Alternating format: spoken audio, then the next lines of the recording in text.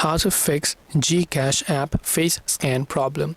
So if you're trying to verify your verification or your identity on the GCash app and it is having some kind of face scanning problem, there are a couple of tips that you need to follow.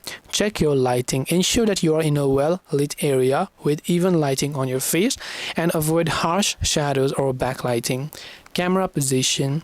Hold your phone steady at eye level and center your face within the frame. Clear obstructions.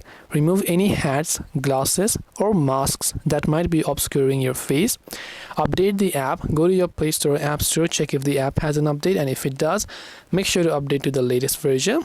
You can also try to do a simple restart because sometimes restarting the phone might also help you solve the problem.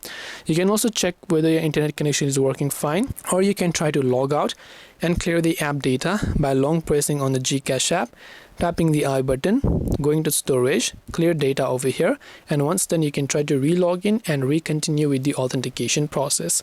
So I hope this video helped you. If you have any questions, feel free to leave them down. Thank you for watching and see you in the next video.